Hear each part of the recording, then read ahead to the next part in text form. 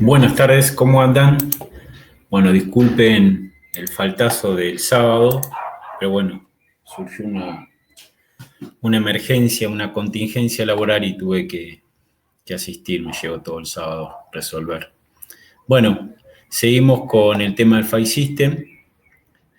Habíamos visto dentro del stack del sistema operativo la parte física, ahora vamos en el kernel, en el núcleo, ¿sí? Habíamos visto que la estructura de un disco rígido, ¿sí? O un disquete, o un CD, o un USB, tienen una estructura lógica. Básicamente está compuesta por el master boot record y las particiones del disco. El master boot record es el sector de arranque que contiene la tabla de particiones. O sea, donde es también llamado bloque de arranque. Es un sector del disco que contiene el código de arranque de un sistema operativo o un sistema booteable, ¿sí? No necesariamente tiene que ser un sistema operativo propiamente dicho, sino puede ser un sistema booteable que te dé alguno de los servicios a través de aplicaciones. Me refiero a que puedo tener un sistema operativo de tipo VMware, ¿sí? De administrador de máquinas virtuales, gestor de máquinas virtuales, ¿sí? O bueno, puedo tener un sistema clusterizado, ¿sí? En distintos hosts, donde tienen distintas partes del arranque. También puedo tener una estructura booteable a través de la red, ¿sí? Hoy por hoy se utiliza mucho. Pero bueno, ese sector de arranque por lo general está localizado en el primer cilindro, de la primera cabeza al disco duro. O sea, voy a tener definido como cilindro 0, head o cabeza 0 y sector 1. Y él es encargado de inicializar el BIOS, ¿sí? El Basic Input Output System de la computadora. Una vez que el BIOS verifica si existe un sistema booteable, ¿sí? en el lugar, en el dispositivo que tiene conectado, pasa el control de nuevo al MBR. El MBR luego va a presentar las particiones, o sea, la segunda etapa, ¿sí? Las particiones primarias del disco rígido.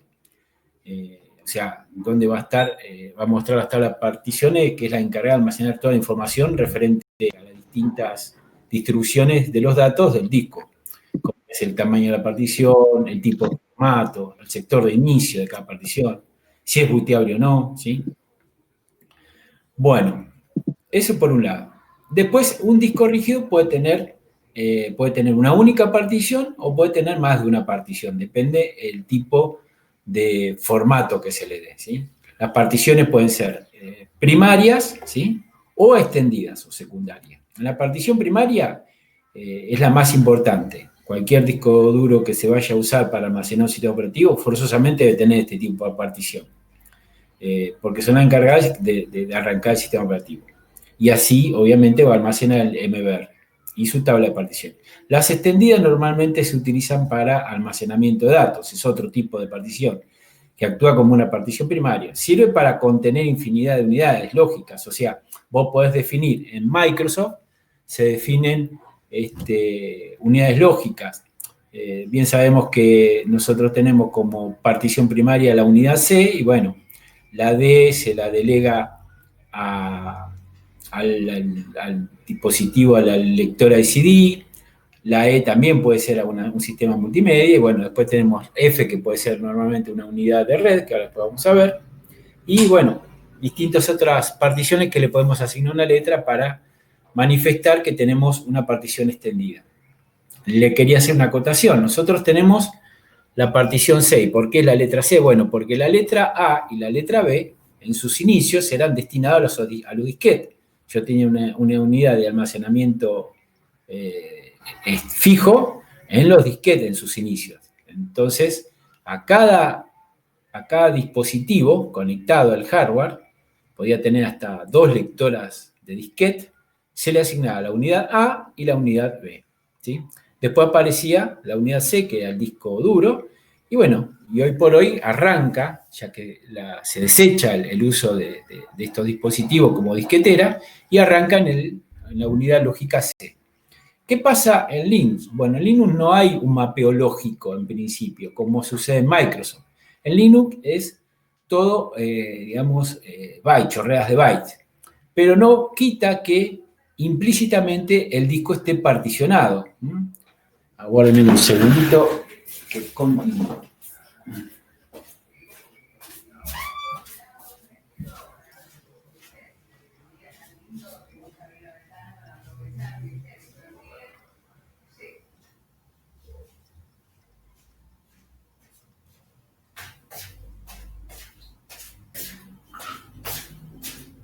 Entonces, en Linux yo puedo tener particionado distintas áreas del árbol, ¿no? Del file system, para que no perder todos los datos. O sea, ¿qué quiero decir con esto? Cuando hacemos una instalación de un sistema operativo y estamos en la parte de la partición del disco, tenemos que pensar qué servicios vamos a dar. Pensemos que si un sector de esa partición, y tengo contando con una única partición, ¿cierto? Valga la redundancia, un sector se puede llegar a dañar, puedo llegar a perder todos los datos. En cambio, si tengo más de una partición en términos de datos, ¿sí? Puede que la avería de una de las particiones no perjudique las otras restantes. Entonces, bueno, tengo de alguna manera algo de seguridad en cuanto a la mantención de datos. Por eso en Linux lo que se hace es dedicarle, ¿sí? Particionar un valor muy pequeño del disco para la zona booteable, la zona de arranque. Después vemos que si ustedes observan en Linux, la distribución File System, hay distintos directorios, distintas carpetas que se instalan por defectos, en el cual esas carpetas, ¿sí? Pueden estar destinadas a una partición en particular. Como por ejemplo, bueno, si yo tengo un servidor web, ¿sí? Un servidor web de páginas, bueno, es esperable que la partición, que la instalación de este servidor web esté destinado, estamos hablando en Linux, a la carpeta /var, ahí es donde se va a alojar toda la página. Entonces, bueno, esa carpeta barra que cuelga del raíz, que se llama var, b corta r, ahora después lo vamos a ver, va a contener toda la página. Y esos datos van a variar en cuanto a la cantidad, ¿sí? Entonces, bueno, voy a destinar una partición a ese lugar. También la otra partición que se define aparte es la carpeta home, ¿sí? Bueno, porque están destinadas a los usuarios. Cada vez que se da de alta un usuario, la carpeta home va incrementando sus datos. Entonces se define una partición aparte y también para no perder los datos, ¿sí? Y se define, como habíamos dicho, una partición muy pequeña a la zona de booteo. En Microsoft sucede algo similar, ¿sí? Para no perder la zona booteable y reconstruir el disco en su arranque, se define una partición primaria de la cual se hace lo que se conoce como un rollback.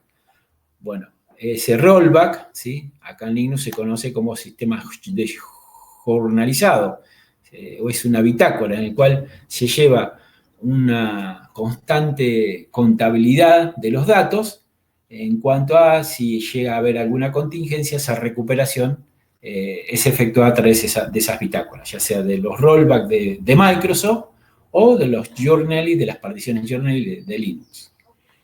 Bien, entonces vamos a tener particiones primarias y particiones extendidas. A las particiones extendidas, ¿sí?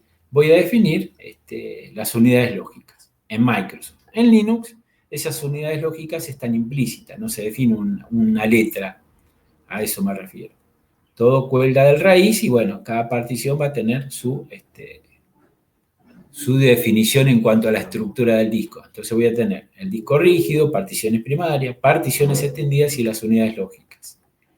¿Qué pasa con los sistemas de fichero en el cual voy a definir a través de un formato? Bueno, una vez que se define una partición, cuando uno instala un sistema operativo, después de definir las particiones del disco rígido, ¿sí? Por así decirlo, lo que prosigue, lo que siga a ese paso es el formato que le voy a dar. Bueno, para que los formatos de archivos tengan un servicio eficiente al stack del usuario, a la capa de aplicaciones, los datos van a ser almacenados de una u otra manera. Depende el file system, el formato que le voy a dar a esa estructura del disco. Piensen en un sistema de ficheros como el molde de una estructura metálica y el sistema operativo como el perfil que se acoplará al molde que la contendrá. sea, un sistema de ficheros se encarga de estructurar, gestionar y administrar eficientemente los datos guardados en la unidad de almacenamiento. Para eso voy a elegir un tipo de file system. El tipo de file system tiene que ver también con el núcleo, con el tratamiento del núcleo y lo que se conoce como los drivers de ese dispositivo de almacenamiento. Porque, bueno, si agarro un disco rígido y lo formateo en FAT16, no es lo mismo que si lo formateo en FAT32 o en STEM3 o en STEM4. Tiene que ver también con el código que tenga el kernel en el tratamiento de ese file system. Si en Windows, si agarro un disco rígido y lo formateo en STEM3 o en STEM4, bueno, Microsoft no lo va a interpretar. En cambio, en Linux, si formateo en FAT16, en FAT32 o en NTFS, bueno, existen los que se conocen como drivers o controladores de ese tipo de file system que le van a permitir al kernel tener una acción sobre los datos que se almacenan en ese tipo de formato. Lo que quiero decir es que en Windows no acepta todos los tipos de file system. En Linux la mayoría son aceptables. Así que vamos a tener, en aquella época se utilizaba para el MS-DOS, ¿sí? Sistema operativo en disco de Microsoft, el FAT16. También en Windows 95 tenía el FAT16. Después, a partir de Windows 98, además del FAT16, comienza el FAT de 32 bits. ¿Qué significa? Que un clúster en FAT16 ocupa más espacio que en un clúster de FAT32. A partir de la tecnología NT, la nueva tecnología de Microsoft, ¿sí? Aparece lo que se conoce el file system como NTFS. Bueno, ya después en Windows 2000 o en Windows XP fueron los tres tipos de file system aceptados. Y en Linux, bueno, arrancó con STEM2, que no era jornalizado, ¿sí? Apareció STEM3, que lleva una especie de bitácora, y un STEM4 mejor performance en cuanto al file system del STEM3. Y bueno, Riser, otro tipo de file system, y Swapping. Estos tipos de file system son a nivel local. Todavía nos falta ver lo que es a nivel de red, ¿sí? El FAT16, File Allocation Table, ¿sí? Fue un sistema de fichero desarrollado específicamente para el sistema de Microsoft, el sistema operativo en disco, el MS-DOS. Este sistema de fichero, ¿qué tenía en particular? Era un índice que creaba lista de contenido en disco para grabar la ubicación de los archivos que este contenía. Las implementaciones más extendidas de FAT tienen algunas desventajas. Cuando se borran, ¿sí? Si se escriben nuevos archivos, tienden a dejar fragmentos dispersos en el disco. Y esto provocaba una fragmentación del disco. Entonces, bueno, llegaba un momento que había tanta acción sobre el disco rígido que había que correr una herramienta, que hoy por hoy también a veces es necesaria, que se conoce como el defrag. Microsoft en Windows 10 o Windows 7 existe esta herramienta, es muy útil, ¿sí? En Windows XP, bueno, ya es desechable, pero a veces resuelve muchos de los problemas de soporte. Y esto es porque, bueno, los bloques que conforman un archivo no siempre se almacenan en el disco duro de forma continua. Entonces, eso da lugar a la fragmentación de los datos. La denominada defragmentación, que le acabo de comentar, que resolvía este problema, era un proceso largo. O sea, si agarro un Microsoft, un Windows 7, por ejemplo, y mando a fragmentar el disco, lo primero que va a hacer el sistema es analizar todos los datos, los fragmentos, los clústeres que están definidos para los datos en la estructura del file system, en el disco rígido. Una vez que hace el análisis, va a gestionar el defrag correspondiente. El defrag lo que hace es, de alguna manera, acumular, o sea, hacer que los datos se encuentren de manera contigua, ¿no? Bueno, para esto aparece el FAT32, que es una especie de solución, ¿no? Y además porque supera el límite de tamaño que ofrecía el FAT16, o sea, el procesador que trataba el FAT16. Entonces, de esa manera, bueno, aparece el paradigma del sistema de ventanas de Microsoft, ¿sí? Y bueno, este FAT32 motivó el cumplimiento de clúster de 32 bits, aunque solo se ocuparan 28 de estos mismos. En teoría, esto debería permitir aproximadamente 260.000 clústeres, pero bueno, a veces la alocación de los datos no es muy fiable y tiene que ver también con el driver del dispositivo, que ahora vamos a ver de qué estamos hablando. Pero bueno, debido a las limitaciones de Microsoft, que no permitía que la FAT32 creciera más allá de 404 GB, ¿sí? Unos 124 GB. Posteriormente, Windows XP y Windows 1000 resolvieron estas cuestiones. El NTFS, el nuevo Technology File System, está basado en una estructura llamada también tabla de maestra de fichero, la cual puede contener información detallada y estructurada de los ficheros del mismo. ¿Esto qué quiere decir? Este sistema de ficheros permitía el uso de nombres más largos, cosa que no lo podía tener en FAT32. Si quería resolver o ponerle un nombre a un archivo determinado, solo podía contar con 8 caracteres. Bueno, en NTFS aparece esta modificación y permite el uso de nombres largos, ¿sí? El rendimiento, así como el acceso a los archivos, es más rápido a comparación de un FAT, ya que está implementada en un árbol binario de alto rendimiento para localizar los archivos. En teoría, el tamaño límite de una partición es de 16 exabytes, 17 millones de terabytes. Sin embargo, el límite físico de un disco, hasta donde se conoce, es de 2 terabytes. ¿Qué pasa con el Esten2? Bueno, Esten2 es un sistema de fichero originalmente desarrollado para el proyecto GNU Linux, ¿sí? Y bueno, es un sistema de fichero que tiene un tipo de tabla FAT de tamaño fijo, el FAT, estamos hablando del Esten2, Second Esten File System, ¿sí? Donde se almacenan los inodos. Es otro concepto. Los inodos son una versión mejorada del FAT, donde un puntero inodo almacena información del archivo. ¿Qué es un puntero? Bueno, es una ruta o path, tamaño, es la ubicación, apunta a una ubicación. En cuanto a la ubicación, es una referencia a un sector del disco, donde están todos y cada una de las referencias de los bloques. Estos bloques son de tamaños especificables cuando se crea el sistema archivo, desde los 512 bytes hasta los 4 KB, lo cual asegura un buen aprovechamiento del espacio. ¿Qué quiere decir? Si yo agarro un dispositivo de almacenamiento fijo y lo formateo en FAT16 o en FAT32, bueno, voy a desperdiciar mucho espacio si lo formateo con Esten2, ¿sí? Pero ¿cuál era el inconveniente del Second Esten File System? Bueno, que no tenía lo que se conoce como un journaling, o sea, no tenía la posibilidad de recuperar los datos. Si tenía alguna contingencia en el disco rígido, estos datos era muy probable que se perdieran. Para eso aparece Esten3. ¿Cuál es la diferencia entre Esten2 y Esten3 en Linux? Es que Esten3 dispone de un registro, de lo que se conoce como journaling, ¿sí? Un registro diario.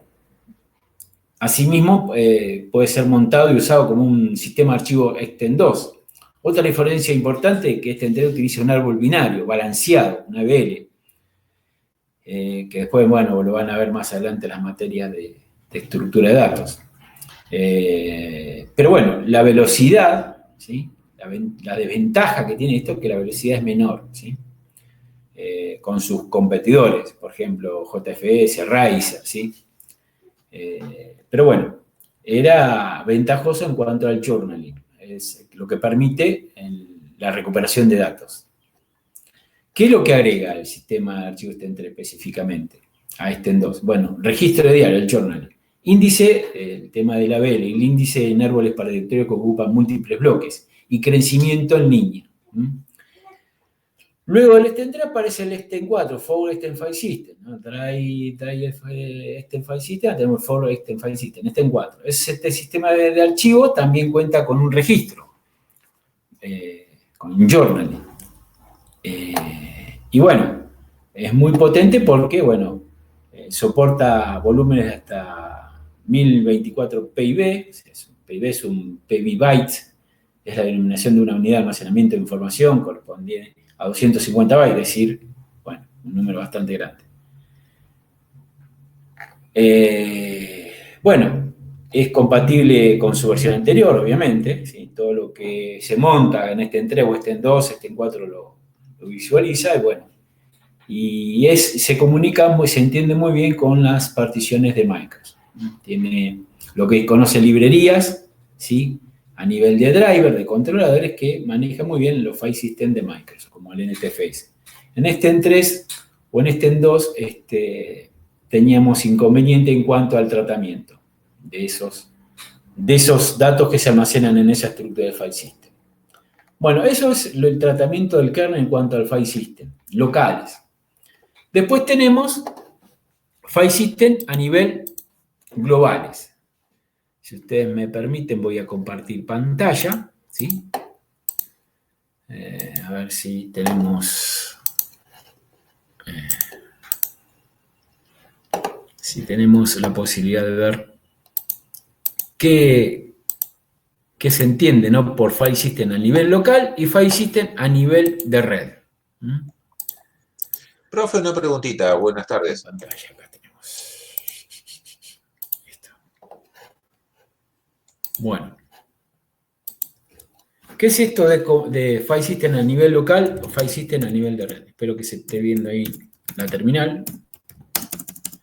Bueno, como dijimos, yo acá tengo, si yo listo la partición a nivel de kernel, acá tengo la partición en link, ¿no es cierto? De tipo FAT16, extendida, ¿sí?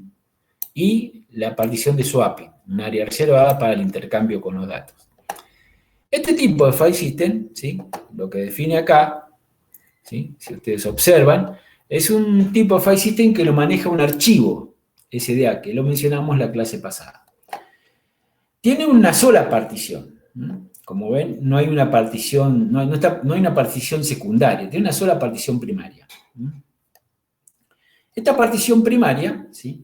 De tipo en 4, tiene un área reservada para el área de buteo, que, bueno, los bloques están definidos en uno solo, de 915, ahí casi, ¿no? Tenemos el tamaño de esa partición inicial. La siguiente es extendida y se utiliza para la reserva del journaling, es lo que a mí me permite llevar el registro diario de los datos. La tercera, el SDA5, bueno, como bien saben, es el área de swapping, es el área que defino en el disco. En Linux si no defino esta área lo hace de manera implícita. En Windows no te pregunta, no te consulta en la instalación, directamente define un área de swapping. Y mejora, lo que hace mejorar el recurso de memoria, el área de swapeo. ¿Se acuerdan cuando mandábamos un proceso, hacíamos un swap off? Bueno, iba al área al área de almacenamiento secundario. Fíjense que tengo los comandos de swapear o no una partición a través de este comando. Swap off o swap on, yo puedo swapear o no esta partición. O otra partición, otro tipo de partición.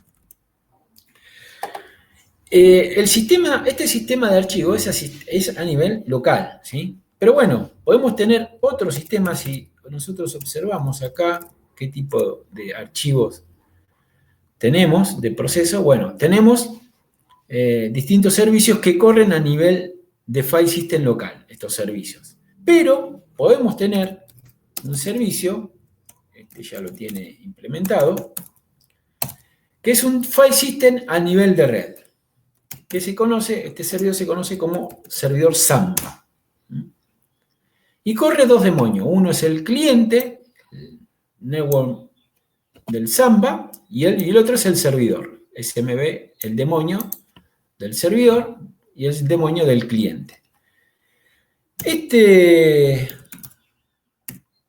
servicio permite un file system a nivel de red. ¿Por qué a nivel de red? Bueno, es un servicio que corre en el puerto normalmente 139 y levanta un file system que se conoce como SMBFS, File System de Samba. ¿Sí? Si yo observo ahora el contenido de la memoria, ¿sí? del file system tenemos que, bueno, los detalles de la información del CPU, ¿sí? Y también, además de brindar el detalle del CPU, podemos ver el tipo de file system que soporta este sistema. Ahí tenemos los niveles locales, ¿sí? Y acá tenemos los System 3, System 2, y va a aparecer, ¿sí? También, más adelante los vamos a ver, los sockets, y lo que se conoce como file system de Samba. ¿Qué significa esto? Bueno, significa que yo acá estoy corriendo un servidor Samba, que es un servidor de compartición de archivos. Esto es muy importante porque a mí me permite compartir a través del file system SMB-FS, ¿sí? Archivos entre Linux y Windows. Si yo quisiera compartir una carpeta, ¿sí? Si yo estoy trabajando en una empresa y quiero dar soporte de file system, ¿sí? File server, se conoce como file server, bueno, debo definir un servidor. Ese servidor puede ser a través de Microsoft, los Active Directory, o los Windows NT de los dominios, ¿sí? De Windows NT, o a través de Samba, que puede ser, que normalmente se utiliza a través de Linux, el servidor Samba, a través de este file system. Este file system es un file system a nivel de red, ¿sí? Otro tipo de file system que propio en el kernel, viene en las instrucciones de Linux, se conoce como NFS, Network File System. Otro tipo de file system, ¿sí? Pero que es ya propietario, que a veces nos encontramos en las empresas, ¿sí? Es el NCPFS, ¿sí? Es el file system de Novell.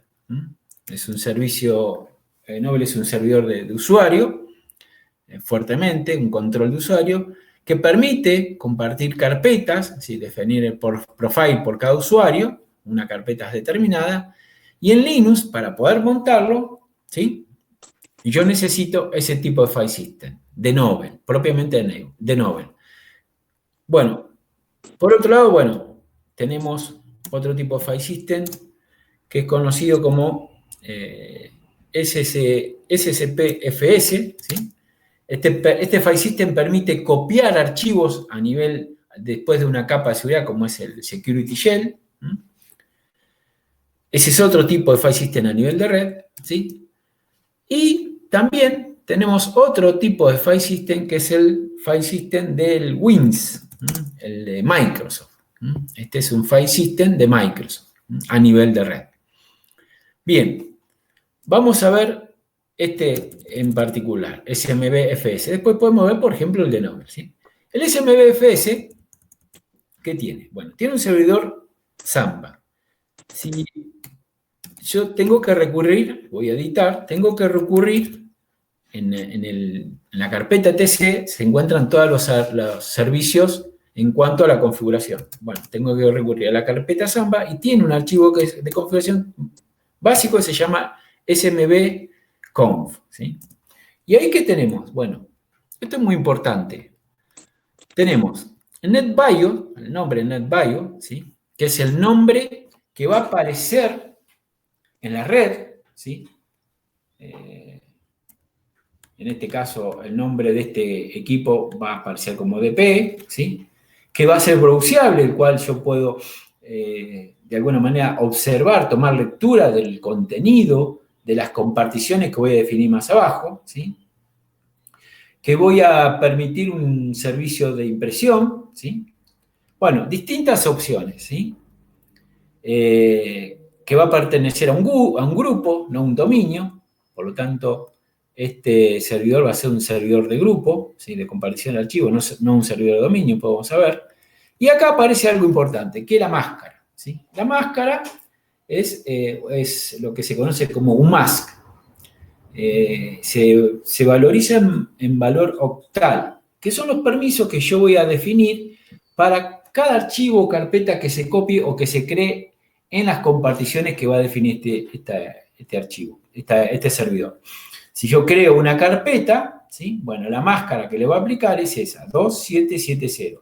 Quiere decir que es para los demás no tiene permiso, pero para el grupo y el dueño tiene permisos de escritura, lectura y ejecución. ¿Y qué es este 2 que tenemos acá? Bueno, este 2 lo vamos a ver la clase que viene, porque ya no estamos yendo de la capa del núcleo. Es un número que indica de qué tipo de compartición es esa carpeta que vamos a crear o ese archivo que vamos a copiar en las comparticiones que vamos a ver más abajo. Significa que cada objeto que aloje en las comparticiones que vamos a tener definidas más abajo va a pertenecer al grupo. No solamente al dueño, sino pertenece al grupo. Eso lo voy a explicar en la clase el sábado que viene sobre el pizarrón para que se comprenda qué quiere decir este 2 que tengo acá. Es muy importante este 2. ¿Es peligroso en cuanto a la seguridad? Sí, es peligroso. Se llama GID, es el seguimiento, es el seteo del GID, seteo del grupo. Set GID es el numerito que aparece ahí. Entonces, si ese 2 está seteado, lo que voy a hacer a continuación es, bueno, ¿qué tipo de seguridad voy a hacer a nivel de usuario? ¿Sí? Puede ser a nivel global. Y, bueno, los passwords van a estar definidos en el archivo etc, en el archivo passwd del Linux. Yo voy a tener dos tipos de seteo de password. Puede ser propiamente a nivel de owner de Linux o a nivel de Samba. Samba puede manejar los passwords o Linux, el sistema operativo, va a manejar los passwords de este servicio. ¿Sí? Eso también lo vamos a ver en la clase que viene más práctico. Lo que tengo acá es, bueno, lo que voy a compartir. El nombre de la compartición, ¿sí? La carpeta, tiene un nombre. Yo cuando me conecto voy a referir a un nombre. Voy a poner // el nombre NetBIOS, sí, DP en este caso, o la dirección IP de esta máquina, / el nombre de la compartición.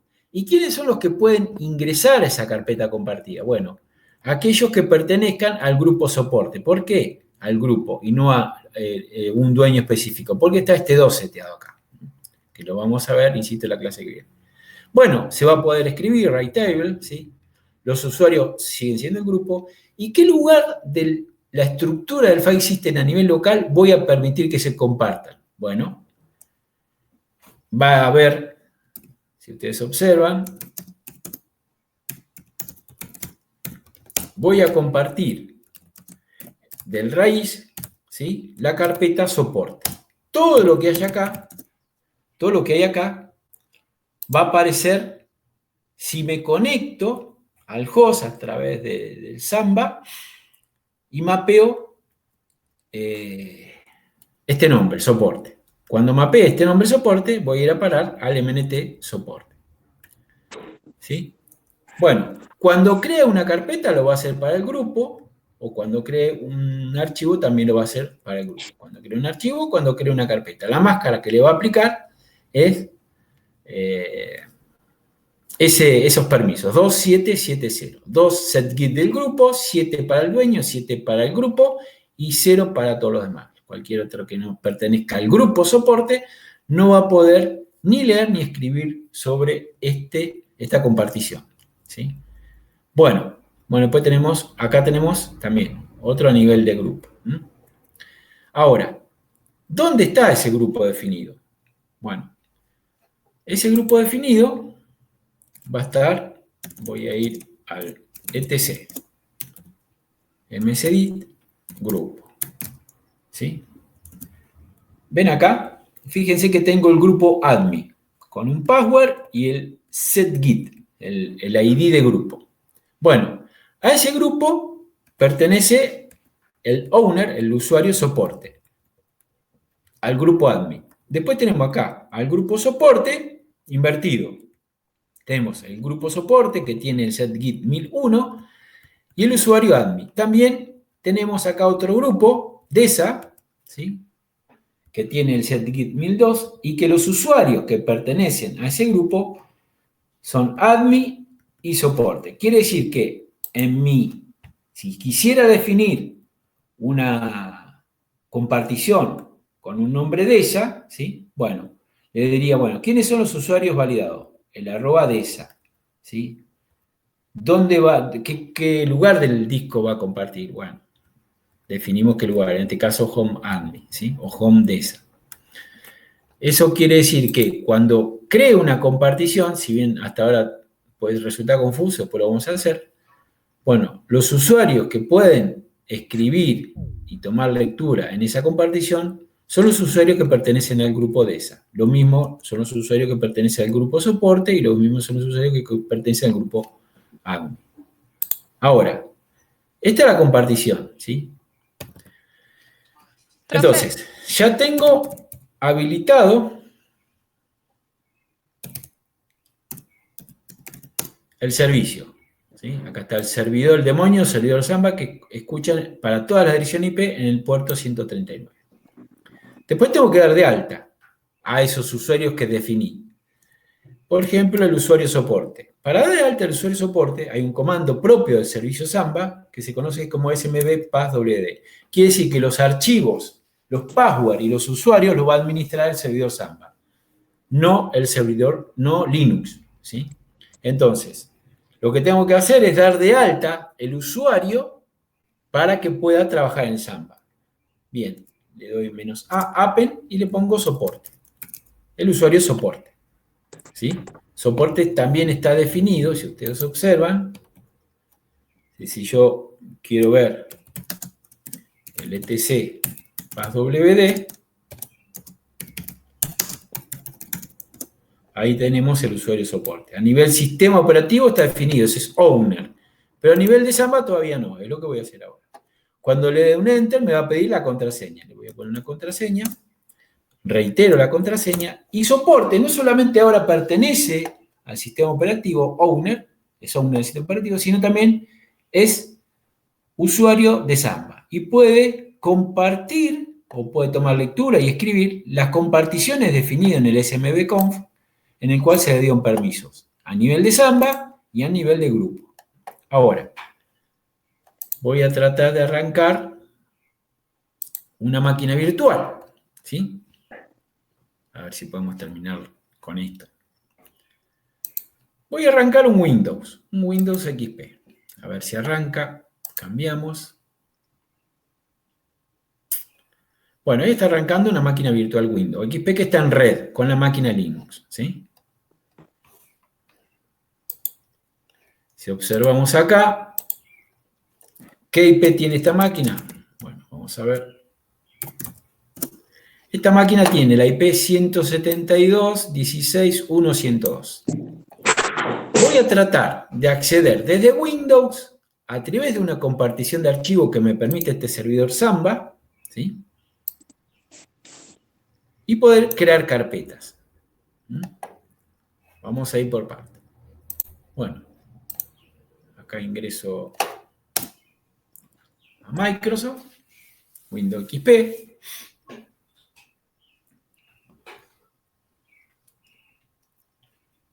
Y bueno, como para aquellos que saben o no, bueno, vamos a ir viendo si tenemos todas las funcionalidades, ¿no? Siempre y cuando no se me cuelgue esto.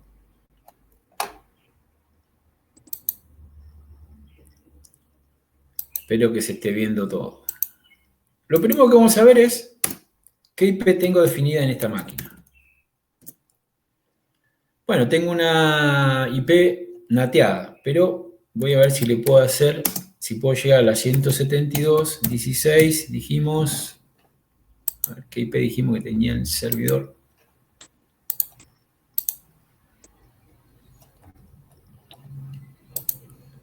(16.1.102). Bueno, vamos a ver si llegamos a las 172.16.1.102. Perdón.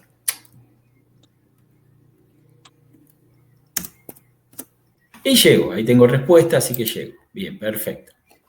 Así que bueno, puedo compartir. Si yo voy a mi PC, ¿qué tengo acá? Tengo la unidad primaria C, ¿sí? Una sola partición, y la lectora. Nada más. Así que voy a conectarme a usar un file system a nivel de red. Voy a usar una unidad lógica Z, por defecto, ¿no? A ver, la Z. Y acá dice, bueno, ¿a dónde te vas a conectar? Bueno, lo que se conoce como path de red, ¿sí? Ese indico que la carpeta a buscar es a través de la red. Le digo a Wins, ¿sí? al Wins de Microsoft, ¿sí? Que la carpeta a buscar es de red.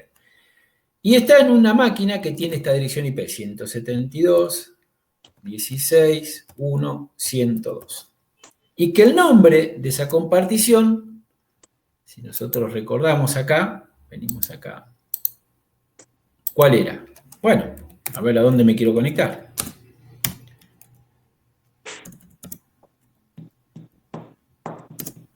Me voy a conectar a la carpeta soporte, ¿sí? La carpeta soporte va a compartir este lugar de esta máquina, el /mnt soporte, ¿sí? Así que bueno, llevo pantalla y me voy a ir. Todo lo que hay acá lo voy a ver en el Windows XP. Si yo acá un listado, tengo eso. Bueno, todo lo que haga acá, si el usuario está habilitado, ¿sí? Va a mirar esto y además va a poder crear estas carpetas. Espero que se entienda hasta ahí. ¿Por qué? ¿Por qué tengo esta compartición? Entonces, en Windows le voy a poner el nombre de la compartición, que es soporte. Bueno, ¿qué más? Bueno, le voy a decir con qué credenciales voy a ingresar a esa compartición. Bueno, le voy a decir soporte y la contraseña que definí cuando hicimos, no sé si se acuerdan, ¿sí? Cuando hicimos este comando, smvpass.wd, le dimos de alta al usuario soporte, que pertenece al grupo soporte, ¿sí? Recuerden que esa compartición es del grupo soporte. Y el usuario soporte pertenece al grupo soporte. Ahora, esas son las credenciales. Entonces, bueno, voy a ver si me puedo conectar. Le damos a aceptar y finalizo. Esperamos y ahí me pude conectar, ¿sí? Entonces, ¿qué tengo? Me dice, en el Wins de Microsoft encuentra que la carpeta soporte, el nombre de la compartición, está en un Samba, con una distribución. Esto puede aparecer o no. Si este es el banner del servidor, lo puedo ocultar, ¿sí? en la configuración. Y está mapeada en la unidad Z. Quiere decir que si cierro acá y voy a mi PC, vamos a minimizarlo por las dudas, voy a mi PC en el Browse Wins, ¿sí? de Microsoft, acá tengo mapeada la unidad Z. Y bueno, lo que tengo acá es implícito, ¿sí? de lo que tengo acá. Y vean que cuando alguien crea algo, en esa carpeta lo va a hacer con sus credenciales, soporte y soporte. Pero acá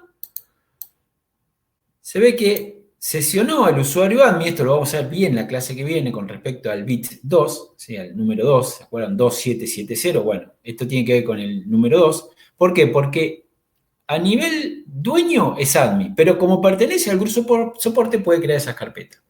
En este caso, acá está conectado con las credenciales usuario soporte, grupo soporte. Entonces, yo acá tengo, vamos a suponer que tengo esta carpeta, ¿no? Acá tengo una carpeta, vean el bit, este tiene que ver con el número 2, el bit set git, ¿sí? Hola. Bueno, lo que voy a hacer es meterme en hola, en Windows, ¿sí? Acá. Y no hay nada. Lo que voy a hacer es eliminarla. Si las credenciales con las que me conecté a este servicio de File System SMBFS me permiten modificar el contenido de esta compartición, yo podría borrarla, esta carpeta. ¿Sí? Entonces la vamos a eliminar. Y efectivamente la eliminé. ¿Qué pasó del lado del servidor? Bueno, debería impactar el nuevo evento que acabo de realizar, que es eliminar esa carpeta. Vamos a listar de nuevo y efectivamente se eliminó la carpeta ahora. Ahora, de la misma manera, resulta una obviedad que si yo quiero crear una carpeta,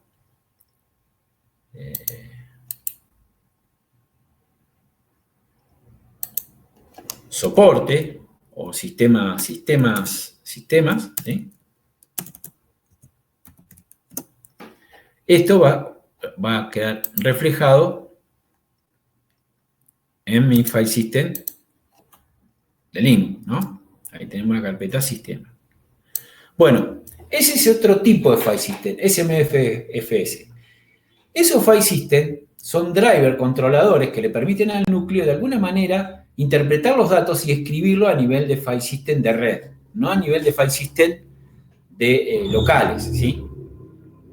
Con esto, ¿qué quiero decir? Que a nivel de red, que hoy por hoy se utiliza mucho, yo puedo crear estas carpetas que pertenezcan a grupos de desarrolladores y el día de mañana, si el usuario admin ya no trabaja más en la empresa, lo único que hago es sacarlo del grupo y todo lo que hizo admin queda en esa compartición, ¿sí? Y son tratables en términos de modificación por todos los usuarios que pertenecen, en este caso, al grupo soporte. Esa es una idea de file system a nivel de Wins, ¿sí? A nivel de compartición de grupo. Si bien Samba puede ser un controlador, lo que se conoce como un controlador de dominio, bueno, en este caso es un servidor de grupo. Bien, no sé si hasta ahí quedó más o menos claro. Vamos a apagar esta máquina por razones obvias en cuanto a la paginación que me está provocando, ¿sí? Bueno, ese tipo es de file system de Samba. A mí me permite compartir archivos, ¿sí? Y vean los permisos, con los permisos, quien lo hizo, el dueño, soporte, que pertenece al grupo soporte, y lo hizo con este flag, que lo vamos a explicar la clase que viene, con el bit S, setGit. Es peligroso, sí, porque si logro escalar permisos y meterme y ser parte del grupo, puedo entrar a estas carpetas. Obviamente, ese es el peligro que tiene en términos de seguridad, pero eso es otra historia. Bueno, esto es el file system SMBFS. En términos de file system, después vamos a ver las distintas otras funcionalidades y criterios a la hora de, si quiero instalar un servidor de compartición a nivel de Linux, para que las demás máquinas, también Linux, máquinas de Linux, puedan ver mi file system de acuerdo a la compartición que yo defino. Otro tipo de compartición, que les comenté, es el file system de Novell. Bueno, para eso tengo que ir a una máquina que se encuentre dentro de una red donde hay un servidor Novell. Y bueno, vamos a ver si podemos encontrar algo. 20. Bueno, acá me voy a conectar a una máquina de donde trabajo y voy a entrar a otro host.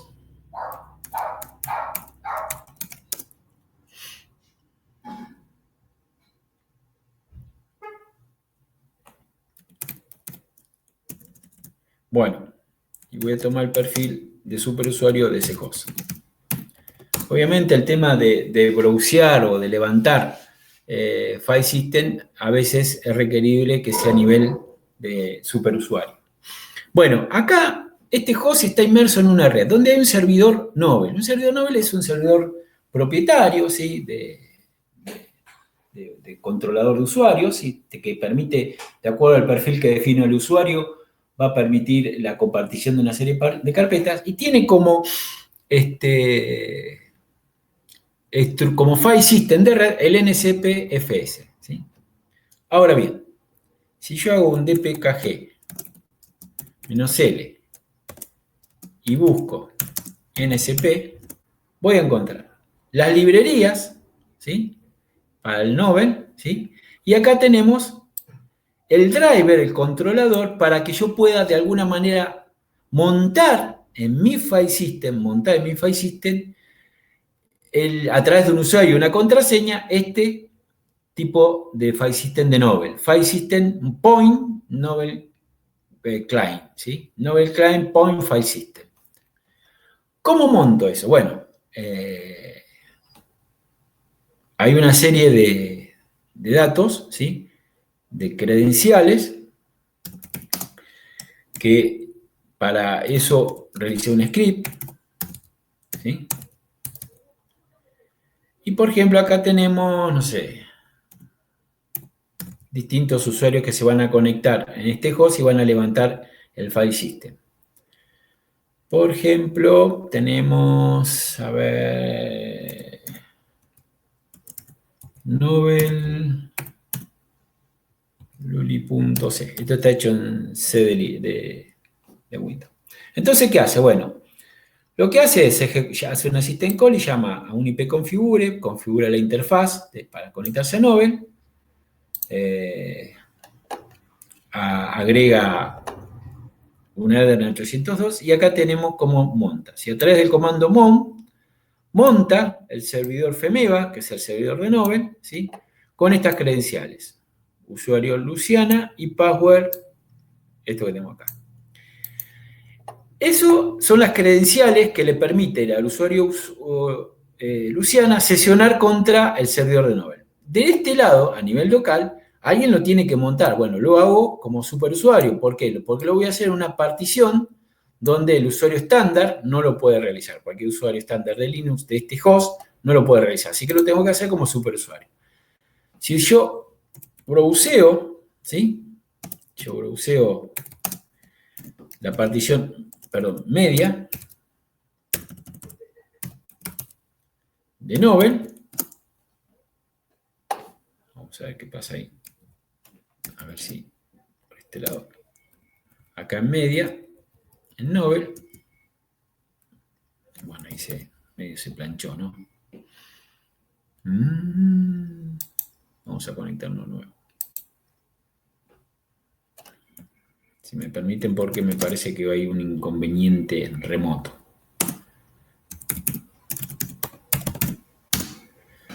Aguárdenme un segundito que vuelvo a revisar las operaciones.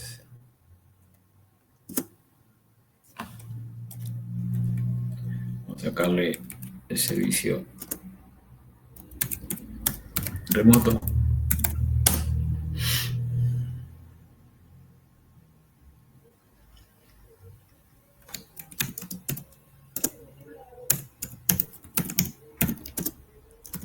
Vamos a ver si está conectado o no, no lo puedo aumentar. Está ocupado el recurso. Bueno, lo que voy a hacer es tratar de montar. Si, como les decía recién, está ocupado el recurso, no me permite desmontar porque el recurso está ocupado. Bueno, ya debe estar montado esta estructura de Novel. Qué lástima que no me di cuenta de desmontar. Bueno, a ver si puedo matar ese servicio. Systemd.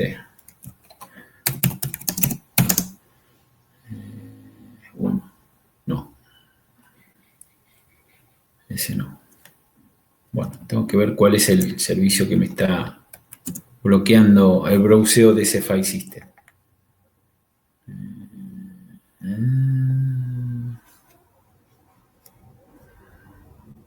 No.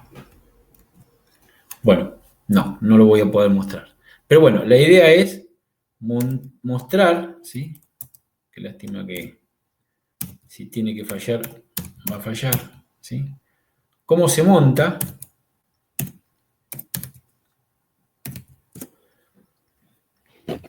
este tipo de file system, ¿sí? Voy a montar del servicio de Novel, del servidor FEMEVA, con estas credenciales.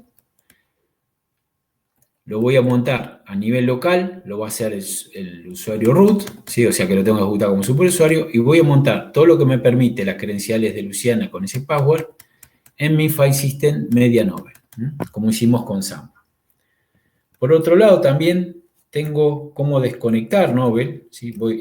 Lo que hago es desmontar, ¿no? Desmontar Novel, que es simplemente hago una llamada al sistema, hago en nspmon media Novel. Desmonto lo que tengo en Novel. A ver si puedo. No, sigue ocupado el servicio. Bueno, evidentemente no tuve suerte. Se los dejo para el sábado que viene. Me voy a cerciorar de que no esté montado el archivo. Bueno, ese tipo es. Entonces, hoy vimos, así muy globalmente, vamos a ir viéndolo en detalle, el SMB-FS y el NSP, Novel Client Point FS, File System de Novel, ¿sí?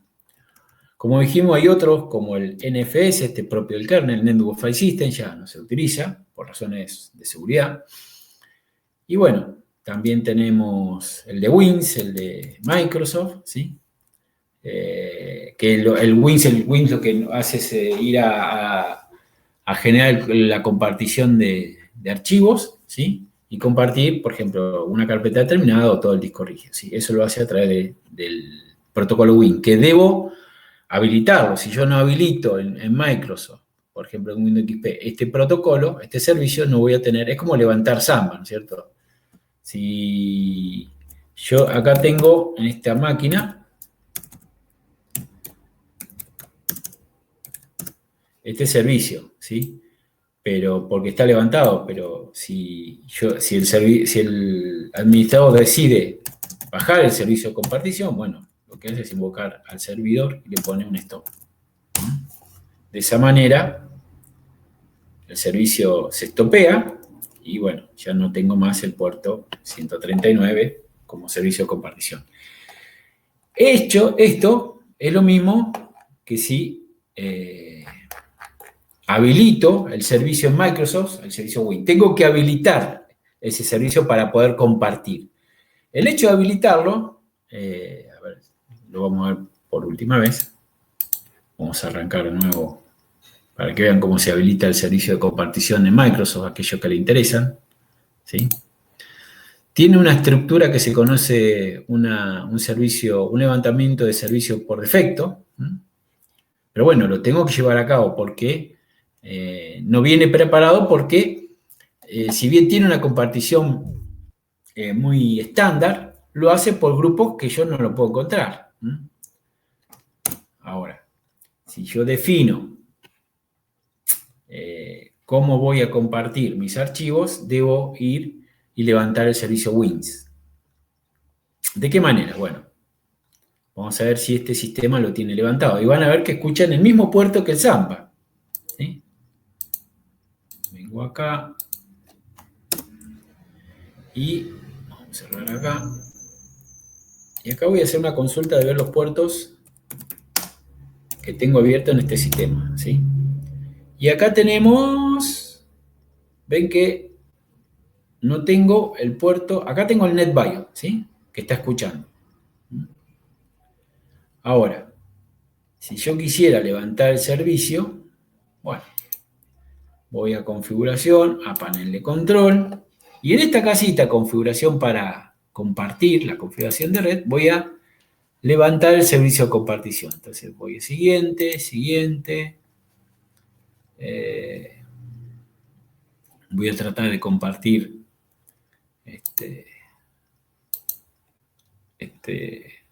carpeta o el disco rígido, lo seteo por defecto, ¿sí? El nombre del equipo, que sería el NetBIOS, ¿sí? Virtual, le podemos poner Tux, ¿sí? Y bueno, ¿en qué grupo? Porque al no haber un control de dominio, inicio no, vamos a ponerle operativo, el grupo operativo, ¿sí? Y ahí, bueno, una vez que seteo la configuración, lo mismo que hacíamos en Samba, activo el uso compartido de archivos e impresoras. Entonces, el NetBIOS es Tux y el grupo de trabajo es operativo. Entonces aparece, me está levantando el servicio de compartición. Bueno, me dice si quiero que un disco en configuración de red, le digo que no, finalizo el asistente, tengo que reiniciarlo, no lo voy a hacer ahora, pero bueno, venimos acá. Y una vez que reinicie me va a levantar el puerto 139. ¿Esto qué me permite? Bueno, es muy sencillo. Si voy a mi PC, ¿no es cierto? Al disco rígido, quiero compartir este archivo, me aparece la solapa de compartir y seguridad. Esta solapa Si no habilito el servicio de compartición de Microsoft, ¿sí? Bueno, el recurso, como en el anterior soporte, acá es FLIA, ¿sí? Y permito que los usuarios puedan modificar los archivos. Le doy a aplicar, a aceptar, ¿sí? Y bueno, en esta red, en mi sitio de red, ¿sí? En toda la red, no en la red de Nube, en la red de Microsoft, de Windows, ¿sí? Seguramente, o invocando a través de la ejecución, yo podría invocar acá el path de red, como hicimos